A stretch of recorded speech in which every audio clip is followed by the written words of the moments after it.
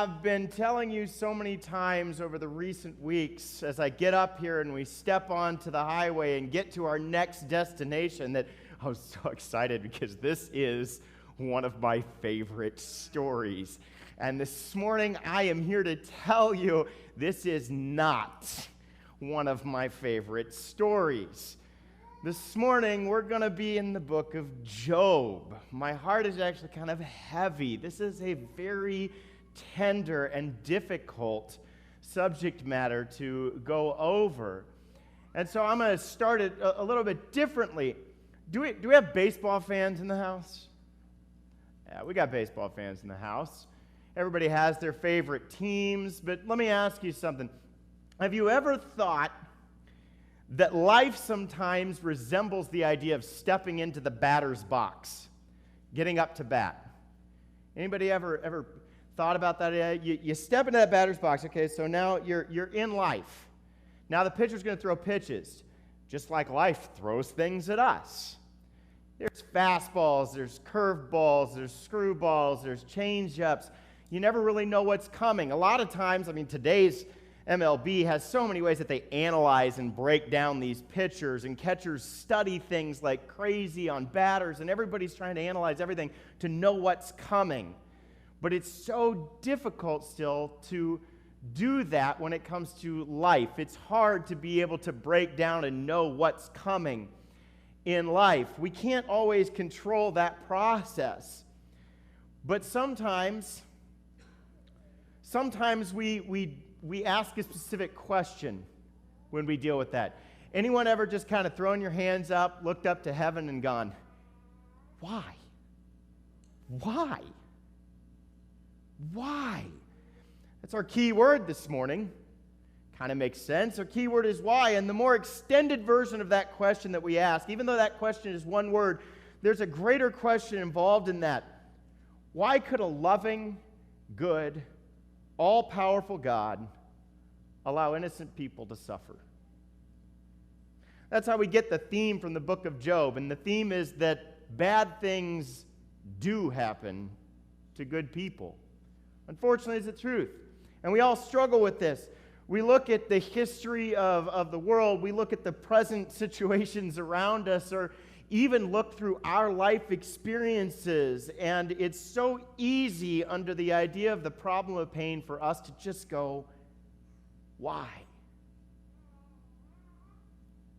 It makes me think of a wonderful family that I knew in a previous church, a couple named Jason and Leslie, and they had this beautiful blonde-haired, just full of life and joy girl named Riley.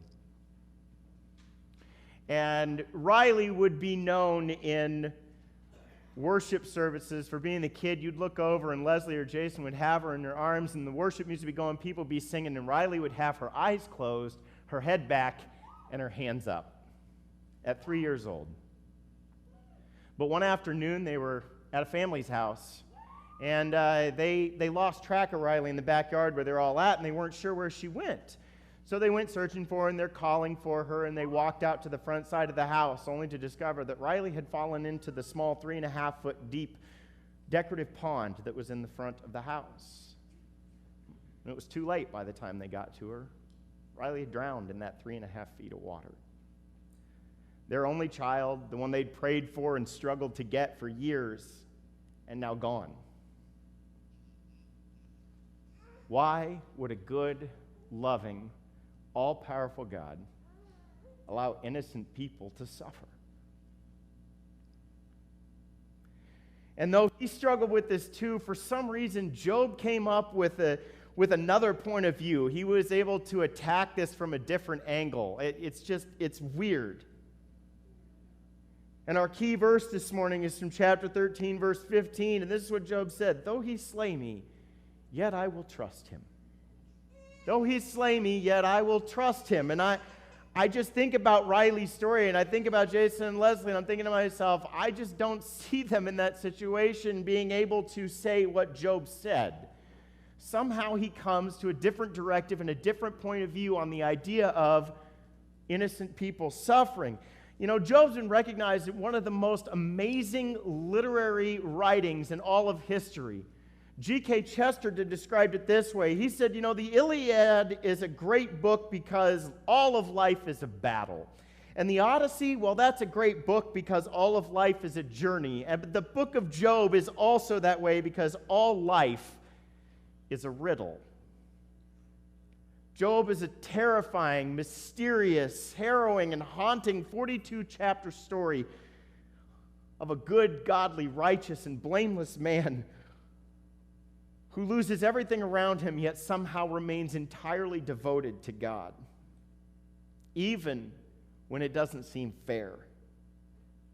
Even his friends come to comfort him, but really they only succeed in a state of judgment by reminding him of something called the doctrine of retribution. And we'll get more into that later, but basically that God is just, rewards good, punishes evil. Therefore, making an assumption they did that Job obviously must have done this to himself by causing something evil. But Job believes that the truth surrounding that doctrine is not entirely true when it comes to him. He can't believe that he's done anything worthy of the loss that he's suffered. So he turns it around and wonders if some way, somehow, God's moral compass is off kilter when it comes to him. And he challenges God to confront him face to face with it. And when God does this, Job ends up rendered completely silent in the moment. And the problem of pain, unfortunately, with the book of Job is not explained to us, but we do find that simply living a good life doesn't mean that there's always just going to be reward, but there will be times of suffering. And the proper response is that we choose to trust our sovereign Creator through it all. So what Job was seeking and what we are going to truly try to seek and understand is how we resolve the answer to that question when it comes to the problem of suffering and pain. And so how does Job do it? Well, it starts in chapter 1, but we kind of have to know a little bit more about Job. So let's look at who Job was. It says, there was a man in the land of Uz whose name was Job, and that man was blameless and upright, one who feared God and turned away from evil. There were born to him 7 sons and 3 daughters. He possessed 7,000 sheep, 3,000 camels, 500 yoke of oxen, and 500 female donkeys, and very many servants, so that this man was the greatest of all the people of the East. Now keep those numbers in mind. 7,000, 3,000, 500, 500. Keep those in mind. All right? Because that's going to be significant later on. So this is the man himself. This is the finance, the material ownership, the status of who he was. Rich, known, powerful, yet righteous, blameless, and feared the God that he served. But what about the other aspect to him? It says that he had 7 sons and 3 daughters. So he was a father. So it continues. His sons used to go and hold a feast in the house of each one on his day. They would send and invite their 3 sisters to eat and drink with them. And when the days of the feast had run their course, Job would send and consecrate them. And he would rise early in the morning and offer burnt offerings according to the number of them all. For Job said, it may be that my children have sinned and cursed God in their hearts. Thus Job did continually. So it seems that Job is also a caring father. He's a prayerful father. But notice he's not overbearing, because he's not condemning his children. He's not attacking them or judging them for what they've done. He's not participating with them, but he also is not entirely sure that they have been completely faithful to the cause as he is when they get together to feast and enjoy themselves. And so out of a care and out of a concern for them, he offers these sacrifices and he consecrates them because he's not wanting them to suffer from what they may have done when not realizing that they were doing it. But by not condemning them, not going to them and giving them the what in that situation, it shows that he has also a trust that he has raised them right, that they can enjoy themselves, but that they would do that responsibly. While this is happening on earth and we're seeing this play out with Job, there's another scenario that's starting to play out in the heavens. Verses 6 and 7 says, now there was a day when the sons of God came to present themselves before the Lord, and Satan also came among them. Weird.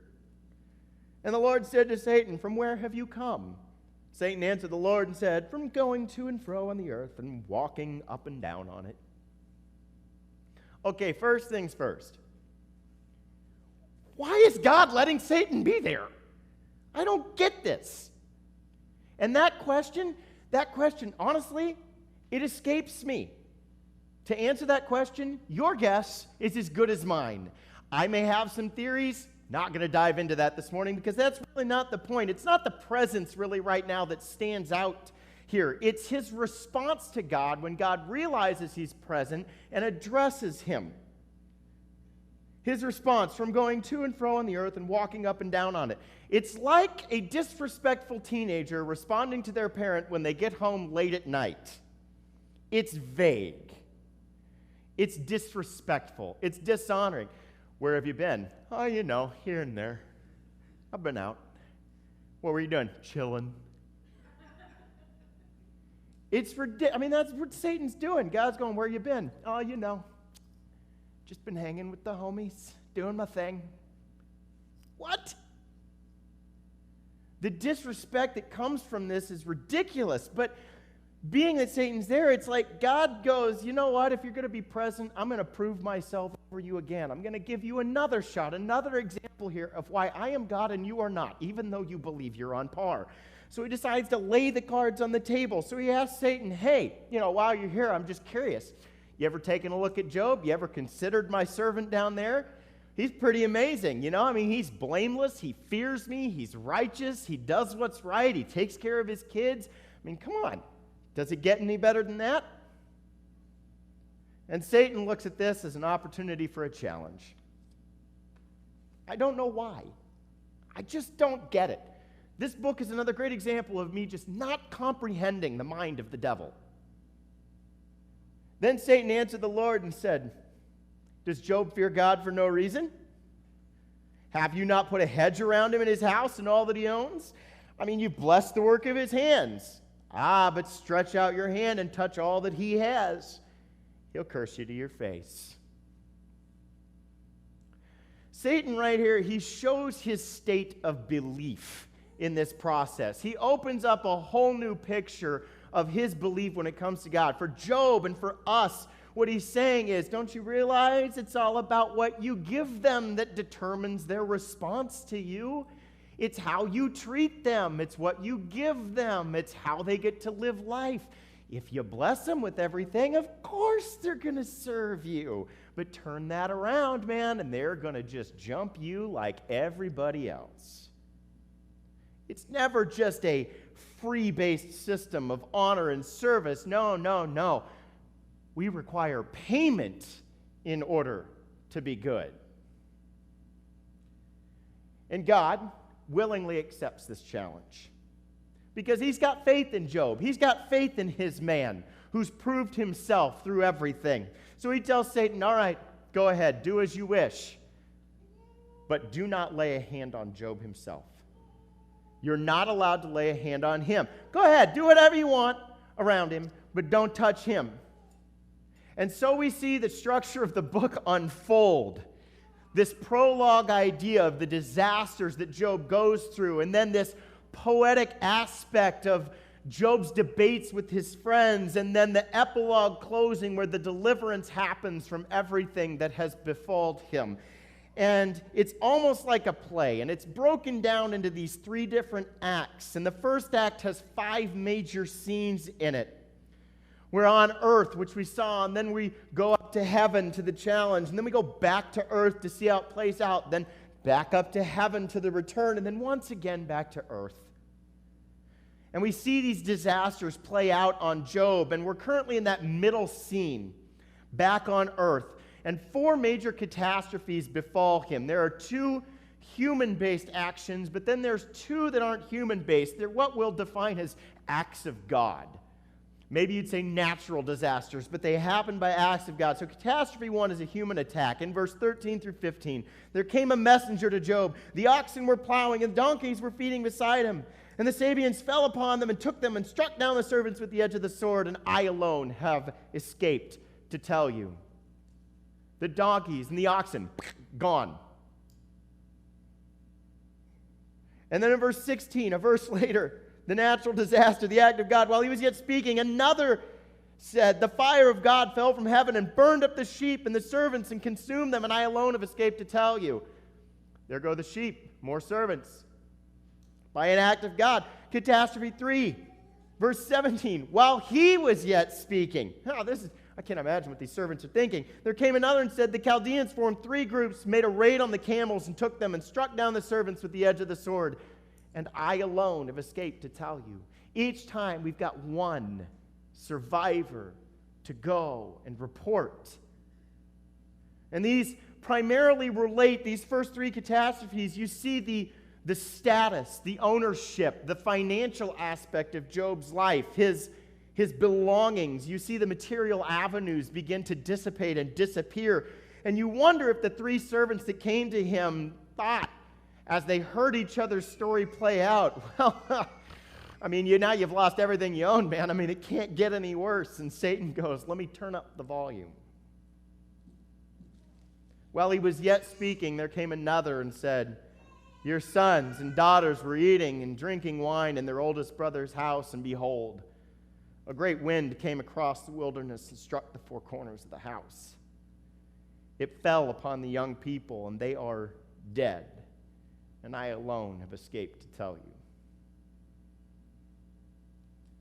What are you going to do in that situation? What's your honest response to that? Everything you own has been destroyed or stolen. And now your kids are dead.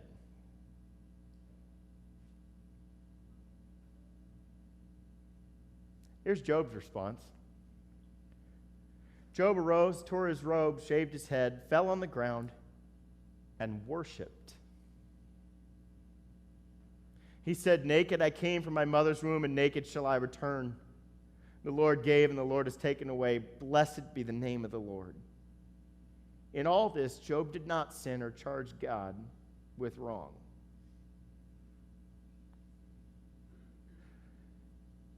First disclaimer here, though. Verse 21, the Lord gave, the Lord's taken away. Blessed be the name of the Lord. We don't use this in the right way. In fact, we use this as more of a disastrous, discouraging, and destructive verse than we do as a positive. Because the problem is many times we want to try and use this as a point of comfort, and the truth is you should never use that verse in an attempt to comfort someone who's sitting in a seat of major loss. That's horrible. It's not empathetic if you go up to someone who's lost something dear to them and say, the Lord gives and the Lord takes away. Blessed be the name of the Lord. It's not empathetic. It's extremely discouraging in that moment. Why? Because for Job, this was an extremely personal moment. And for someone else who's in that position of loss, it's an extremely personal moment. If they want to choose to acknowledge it in that way, that is a form of worship for them in that moment with God to understand the situation, but it was never our place to represent that to them. But look at that last statement in verse 22. In all this, Job did not sin or charge God with wrong. So he worshiped, honored God, didn't sin, didn't charge him with any wrong. So based on that, we got to head back up to heaven. And sadly, we start round 2. And it's the same thing all over again. The sons of God come before him, and Satan's there with them again. And God recognizes this and says, hey, where'd you come from? And again, I'm just chilling. I'm hanging out on earth. I'm here and there, to and fro. Again, just the same disrespect, dishonor, and vagueness. Especially when he knows he's been down there destroying Job's life. But yet the Lord boasts on Job again. He looks at him and just says, dude, you tried. Look at his response. He still fears me. Not only that, he worshiped me, honored me. He didn't sin. He's handling the suffering. And of course, again, Satan has an excuse. Skin for skin. It's nothing, man. All that a man has, he's going to give his life for. I mean, think about it. He'd lay down his life for his kids, his wife, everything he had. That's a normal response. But you know what? If you stretch out your hand and you touch his bone and his flesh and you affect him specifically, then he's going to curse you to your face. That'll do it, I'm telling you. He'll lay down his life for his family. But when it comes to himself, man, you touch him. That's going to be the difference. Once again, in that pride, Satan challenges God. And God, again, he's going, you can't win this. But since you don't understand, all right, I'll accept. And the Lord said to Satan, behold, he's in your hand, but spare his life. So Satan went out from the presence of the Lord. He struck Job with loathsome sores from the sole of his foot to the crown of his head. They say there were boils all over him. He took a piece of broken pottery with which to scrape himself while he sat in the ashes. Now at this time, Job is now probably outside of the town. He's outside of the city limits because now he's inflicted with these boils and he's sitting in the ashes and he's mourning. He's in deep pain and he doesn't want to infect anybody else. And so he's sitting out there and he's alone and he's got this piece of broken pottery and he's scraping off the dead flesh. Yes, it's graphic, it's gross. But this is the situation that he's in. And we get introduced to his wonderful wife. Oh, such a lovely woman. His wife said to him, do you still hold fast to your integrity? Curse God and die. Lovely woman. But he said to her, you speak as one of the foolish women would speak. Shall we receive good from God, and shall we not receive evil? In all this, Job did not sin with his lips. You know, a lot of times, guys, we look at our wives and we tell people, oh, this is my better half. Job's going, this is my bitter half. But the truth is I don't know that we can blame her. I think we have to assess the situation here. Can you blame the woman? She's just lost everything that she had too, including the 10 children that she birthed and loved deeply with all of her heart.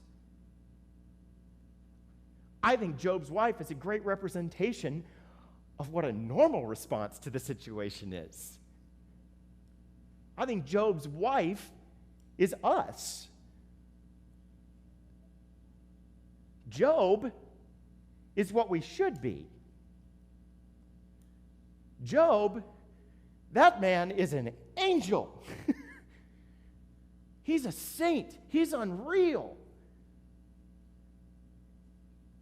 And we're coming to the end of this act as Job is sitting out there and the curtain falls, as Job's lost everything, as he sits outside the city in pain, yet still faithful to God. But we have this tendency today for us to hear messages from people that give us a false sense of security, that, oh, no, that's not going to happen. What happened to Job? That's not going to happen to me. Because so many places we hear this message of prosperity preached to us. Do God, receive good. Do good, receive good. God just wants you to be happy, man. That's his ultimate goal. He just wants that ultimate happiness in your life. Let me tell you right now, happiness is not the goal. Happiness is not the end. Happiness is a means to an end. We find happiness in the way that God directs us through this life as we learn to find joy, because joy is ultimately in God, and the joy of the Lord, that's our strength. That's where the faith to stand in suffering comes from. That's where Job was at. And he's the antithesis of this idea of a prosperity message.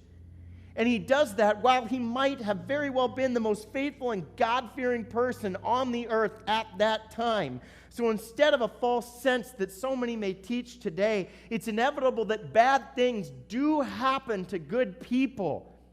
And that's our major first truth point, that bad things do happen to good people, that suffering is a mystery to us in life, that it does fall under God's sovereignty, and that it does at times, unfortunately, fall on the innocent. Now, when we say it's a mystery, Job's story isn't a mystery to us. We get to read it. We get to see it. We get to experience from the outside. But Job, in that moment, it's a mystery to him. He doesn't understand. He just says, the Lord gives and takes away. Blessed be the name of the Lord. What else can I do? It happened. In our own time of suffering, we float in the same boat, though, when we deal with this, because we also live in a state of mystery, not understanding, which is why we so quickly go, why? Why?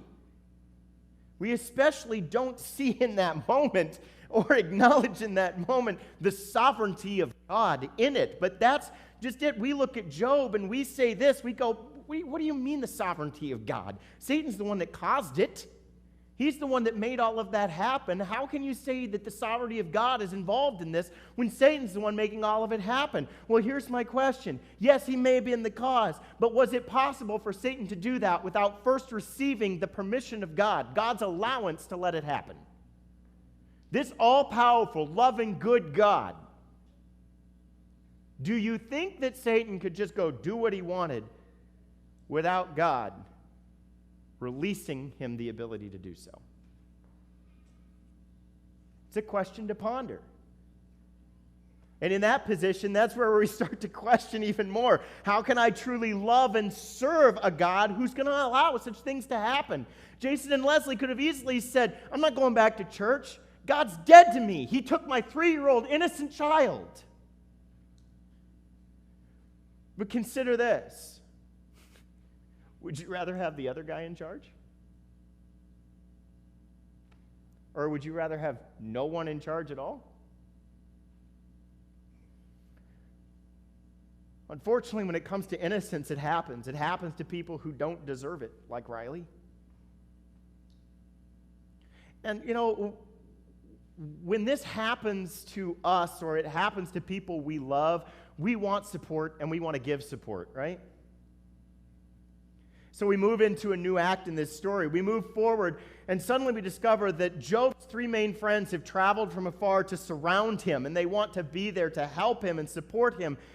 So much so they spend 7 days with him in complete silence, a whole week in complete silence. I can't stay silent for 7 minutes.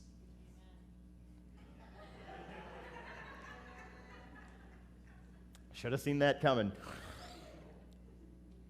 But they come and they spend 7 days sitting in silence with him. They come wanting to help, just like us, but just like the others.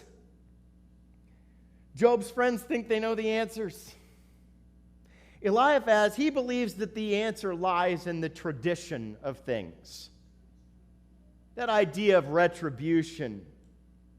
Bildad, on the other hand, he believes he knows based on his own experiences why this stuff may be happening. And Zophar, Zophar just has his assumptions. And each time Job has a response, each time we see discussion turn to a debate, and then we see it turn to argument. And it's this constant cycle of crazy for 35 chapters. And what we end up learning from this is our second truth, that there is no shortage of hard questions when we suffer in the problem of pain. There are glib answers, there's self-justification, and a lot of times there can be a lack of compassion. In Job's case, the questions and the justification, that comes from him. But the glib answers and the lack of compassion, that comes from his friends. Job says, "Why did I not die at birth, come out from the womb and expire? Why is light given to him who is in misery, and life to the bitter in soul who long for death, but it comes not? And dig for more than for hidden treasures." Job is now at a point where he's personally just questioning why existence even to begin with if I was going to deal with this level of suffering. Why am I even alive? Why is it that people who are in a state of extreme misery, pain, and are ready to just be done, why is it that they are meant to continue suffering and they can't just go home? Why do you put people in this situation? Why would I be in this situation? And then he looks up and he looks at God. What is man that you make so much of him, that you set your heart on him, visit him every morning and test him every moment? How long will you not look away from me? Lord, leave me alone till I swallow. This is not necessarily joyful, hard questions from Job. This isn't like David in the Psalms. David in the Psalms said, God, what is man that you're mindful of him? And he says that in the, why would you care about me? I'm nothing. It's so amazing that you care about me. But Job's not saying that. Job is saying, why? Why do you keep coming to me? Why would you want to continue to allow such a thing to happen to me? I don't understand this process. I understand that you're in control of it, but I don't understand this process. You won't even turn away from me long enough to allow me to swallow in this pain that I sit in. And his friends are listening and contemplating, but then they just drop these glib opinions and answers that are completely meaningless and lack compassion. Their idea is, Job, buddy, you screwed up. That's the only answer. So let's figure out how you screwed up so that we can fix it. Such a lack of compassion. Remember, who that was innocent ever perished? Or where were the upright cut off? As I have seen, those who plow iniquity and sow trouble reap the same. Okay, give them a little credit at first. 7 days in silent support. That's amazing. But their claim is based on this doctrine of retribution. You get what you deserve. You get what you deserve. Well, that's an interesting concept because I'm pretty sure grace is all about not getting what you do deserve. So picture a triangle here. Picture God at the top of this triangle, and then you've got Job down here, and you've got the doctrine of retribution, and it's all connected. It's a triangle of these three, okay? But it's impossible for all of these three to exist in any level of perfect harmony. Job's friends say Job has to have screwed up and thus caused this problem. Therefore, Job himself is the problem. And his friends, not one of them has compassion or is empathetic to this point at all. But see, Job doesn't agree. Job instead argues this self-justification. He said, I haven't done anything. I've always feared God. I'm a blameless man, upright in his sight.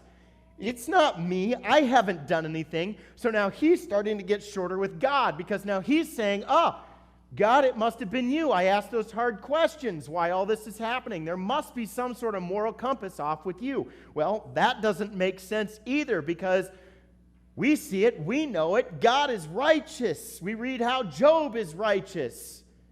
God cannot be causing this. And so if Job isn't causing it and God isn't causing it, that kind of screws up this idea of Job got what he deserved in any way. The doctrine is the problem. The doctrine ends up being what is screwy because it's not always true.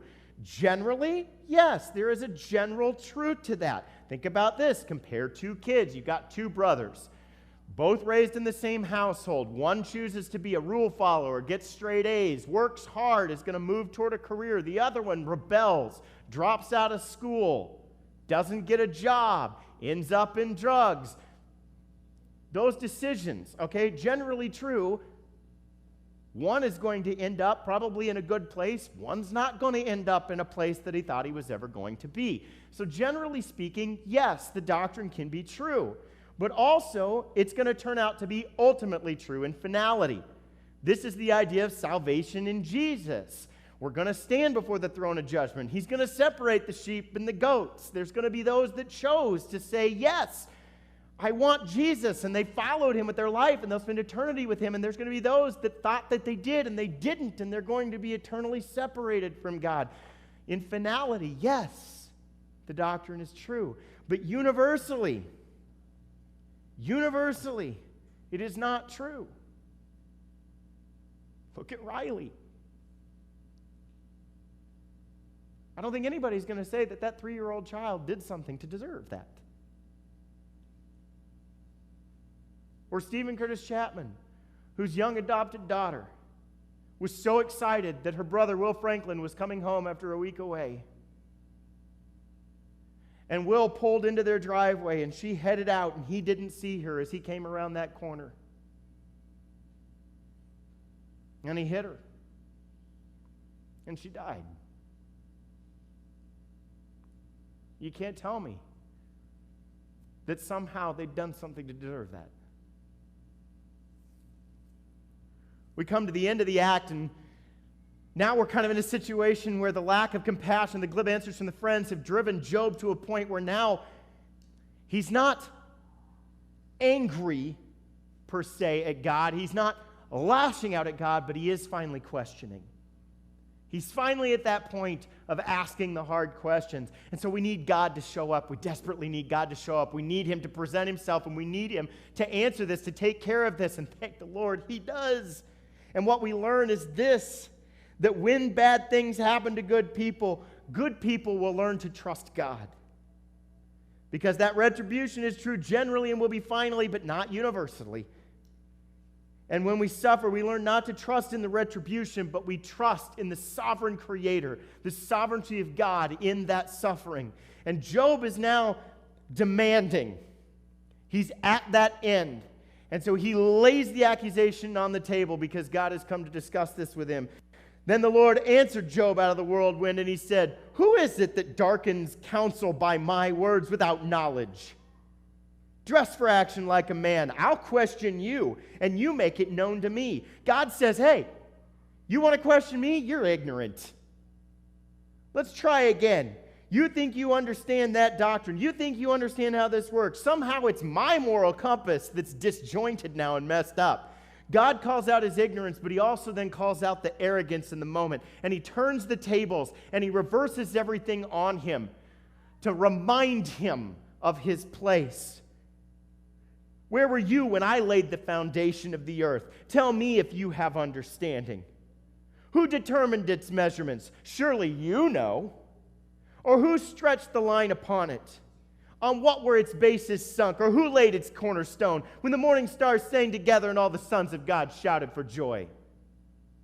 Do you know? Do you understand creation? Were you there? Were you a part of it? Did you participate? Were you the one that laid all that out, timed it perfectly, put the axis on the earth, made it spin, did everything perfectly so that you could exist? You think what happened to you means my creation is out of whack? Truthfully, I don't need to justify your ignorance and your arrogance with answers to those questions. I am the sovereign Creator. Now, despite the way I may have just exemplified that to get a point across, you'll notice that nowhere within that did God condemn Job for the questions. He simply responded to him with the truthful questions that ended up answering Job's why. This is where we got to be careful of the appearance of the outside and the inside. What we may see on the outside may not necessarily be what's going on the inside of somebody. What we see on the outside of an individual is not necessarily going to define what they're feeling in here. And I believe that God desires our heart to be honest with him at all times. It's okay to dump the questions like Job did, because there is no condemnation for those who are in Christ Jesus. Like there's no condemnation on Job. And he does return the honesty. He does score him for his ignorance and arrogance. And why not? I mean, after God has boasted to Satan about Job's unbelievable character and integrity, for Job to ask the hard questions, God has to say, listen, I respect you because of how you serve me, but you have to remember who I am and who you are. And after he paints the picture, Job is allowed to respond, and Job simply responds exactly how you'd expect him. His humility: I've uttered what I did not understand, things too wonderful for me, which I did not know. I had heard of you by the hearing of the ear, but now my eye sees you. Therefore I despise myself and repent in dust and ashes. It is a righteous man who repents. And when they do, God makes things right. First, God talks about his friends. He looks at the three friends and says, all right, you non-compassionate morons. If you want to be blessed and back in your standing where you need to be when you return, you need to have Job pray for you. Job needs to pray for you, and when he does, I'll set things right. And so Job prays for his friends. Second, the financial material gain. God gives him 14,000 sheep, 6,000 camels, 1,000 oxen, 1,000 donkeys. Remember those first four numbers? 7, 3, 5, and 5. He's just doubled everything. Job just got back double what he lost. Third, he gives him 7 sons and 3 daughters again. Wait. That's not double. He doubled the possessions. Wait, I'm missing something here.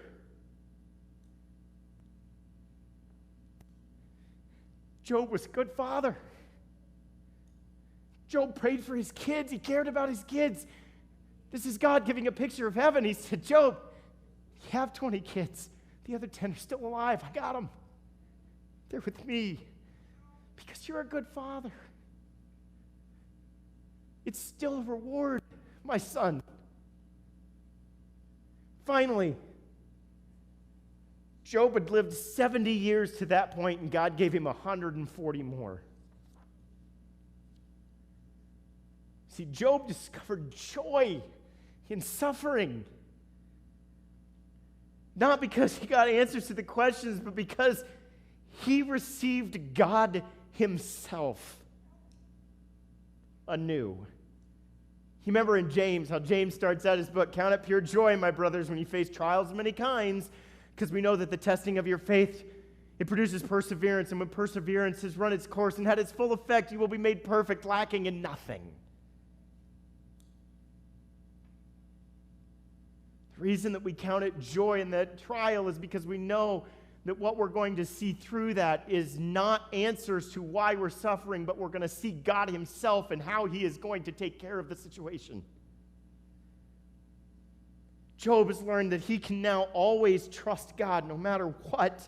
And even though he can't trace what happened, even though there's mystery behind it, he can trust the one that allowed the process, that sovereign nature of God. It's a discovered blessing that's greater than any answer that Job could have gotten to his questions. Thomas Aquinas was once going to prayer, and the voice of God said, Thomas, what is it that you desire? And it said that Thomas's response was, only you, Lord. Only you. Because he understood in that moment, if I'm going to be given something great that's going to take care of me, all I need is you, God. If I am yours and yours alone, if you are mine and mine alone, that's it. That's all I need. Everything else will take care of itself. If you were asked that question, what would be your response? Money? Bigger house? More time to travel? Maybe greater blessings within your family? Know this. Something we learn from Job is that if your answer means that something other than God is at the center of your universe, and that is removed from you, chances are your faith is going to go with it. It's only when you acknowledge that the only thing of supreme importance to me, the only thing that really matters is you, God. Only then will you be able to survive the question of why and come out on the other side still strong in faith and the sovereignty of God when injustice comes your way. Because while suffering's a mystery to us, God is in charge of that mystery.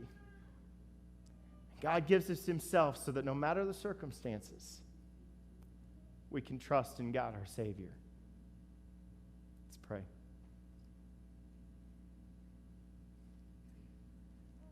Father, I got to be honest, I don't know how Job did it.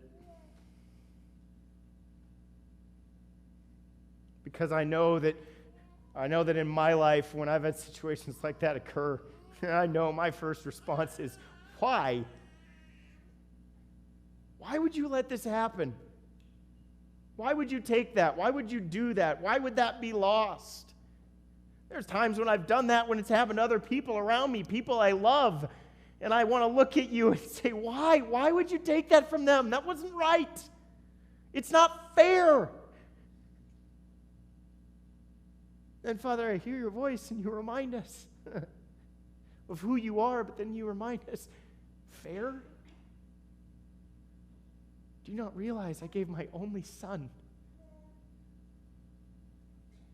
so that you would have an opportunity to be in relationship with me and spend eternity in paradise? There's nothing fair about it. Because life is more than fair. So, Father, I pray that we would seriously take a look in the mirror, that we would seriously, in those times of suffering, trust in your sovereignty to see what it is that's most important to us. Because, Father, when those major things come, we need you to be of the utmost importance so that when we lose those things, we don't lose you too.